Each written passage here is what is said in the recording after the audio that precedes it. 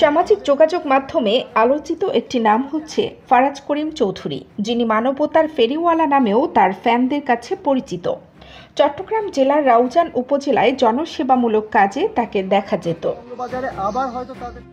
দুস্থ মানুষদের সেবার জন্য দিনরাত কাজ করে যাচ্ছেন এই এমপি পুত্র। সেই সব ভিডিও আবার ফলাও করে প্রচার করা হতো বিভিন্ন সামাজিক যোগাযোগ মাধ্যমে। তবে ৫ আগস্ট হাসিনা সরকারের পতনের পর বেরিয়ে আসলো ফারাজ করিমের পরিবারের অন্ধকার দিক। তার বাবা ABM ফজলে করিম চৌধুরী ছিলেন এলাকার ত্রাস। ২ যুগ ধরে সেখানে ঘটেছে একের পর এক গা শিউরে ওঠার মতো ভয়ঙ্কর অপরাধ। হাজার হাজার মানুষকে নির্মম অত্যাচার, নিপীড়ন, গুম, খুন, হামলা, মামলা, সংখ্যালঘুদের উপর নির্যাতন সহ এমন কোনো ঘৃণ্য কাজ নেই যা হয়নি এই উপজেলায়। শুধু সাধারণ মানুষ নয়, বিএনপি, জামাত সহ প্রতিপক্ষ রাজনৈতিক কর্মী থেকে শুরু করে আওয়ামী লীগের অনেক নেতা কর্মীও নির্যাতিত হয়েছেন। হত্যা ও গুমের শিকার হয়েছেন অসংখ্য মানুষ। ভাঙচুর করা হয়েছে বাড়িঘর, মসজিদ, মন্দির, মাজার ও ব্যবসা প্রতিষ্ঠান। তবুও প্রতিবাদ দূরের কথা, মুখ খুলতেও সাহস পায়নি কেউ। সব অপরাধের মূল হোতা ছিলেন ওই এলাকার সংসদ সদস্য ABM ফজলে করিম চৌধুরী। দীর্ঘ ২৪ বছর রাউজানে ত্রাসের রাজত্ব চলেছে তার।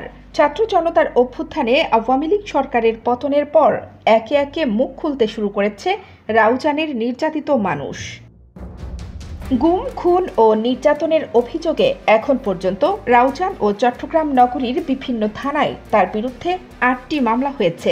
চট্টগ্রাম ৬ আসনের সাবেক এই সংসদ সদস্য ভারতে পালাতে গিয়ে সম্প্রতি আখাউড়া সীমান্তে বিজিবির কাছে ধরা পড়েছেন। ফজলে করিম চৌধুরী ২০১৯ সালে মুক্তিযুদ্ধ বিষয়ক মন্ত্রণালয়ে প্রকাশিত রাজাকার তালিকায় থাকা AKM ফজলুল কবির চৌধুরীর সন্তান। এরপর ২০০১ সালের ৮ম জাতীয় সংসদ নির্বাচনে চাচাতো ভাই বিএনপির নেতা গিয়াসউদ্দিন কাদের চৌধুরীকে হারিয়ে চট্টগ্রাম ৬ আসনের এমপি নির্বাচিত হন ফজলে করিম চৌধুরী। ২০০৮, ২০১৪, ২০১৮ এবং ২০২৪ সালেও আওয়ামী লীগের মনোনয়ন পেয়ে এমপি হন তিনি। বিএনপি, জামাতের নেতাকর্মীদের ওপর ভয়াবহ নির্যাতনের অভিযোগ রয়েছে সাবেক এমপি ফজলে করিমের বিরুদ্ধে।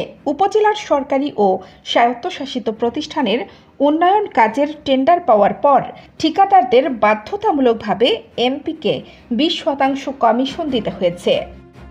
কানিজ ফাতেমা, নিপা, খবর সংযোগ।